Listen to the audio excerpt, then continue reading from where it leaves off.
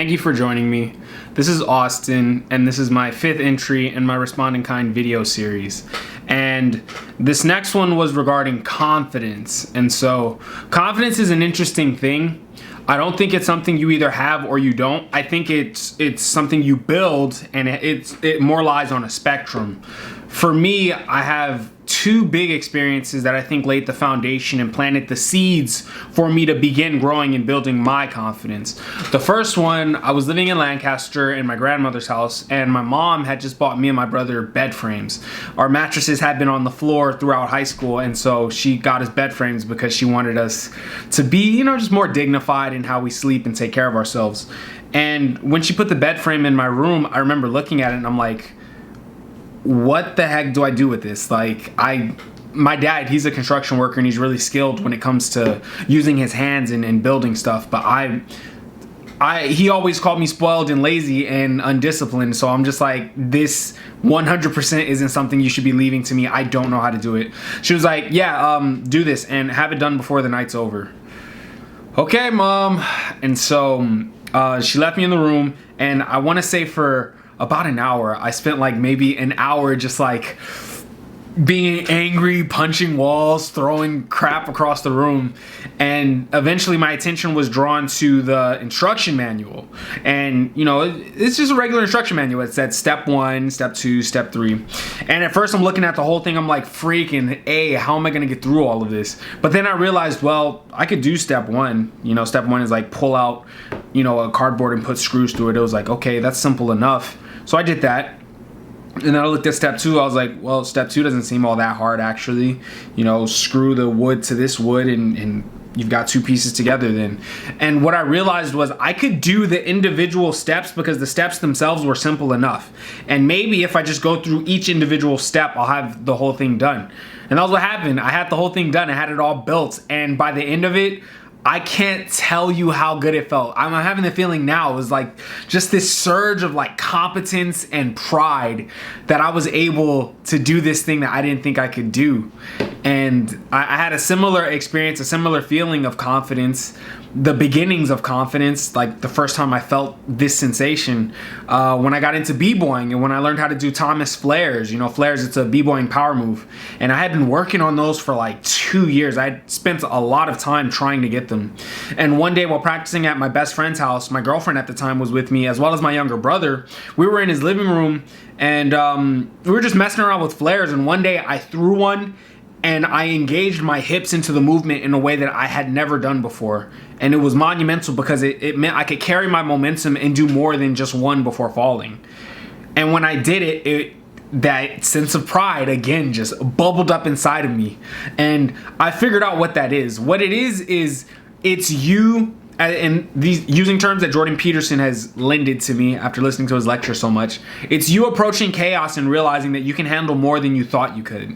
It's you expanding your identity and your competence into a domain that you didn't think you could access, but here you are, And I think a big reason why so many of my peers and so many of people my age struggle in the confidence area is because they lean towards natural ability so heavily. And the problem with leaning towards natural ability is that it's your capabilities and who you are as a person is fixed. There's absolutely no debate on that. And the problem with that is you're stuck in a designated area of competence and of what you can do and what your capabilities are. They're predetermined. They're not up for debate. They're not up for argument.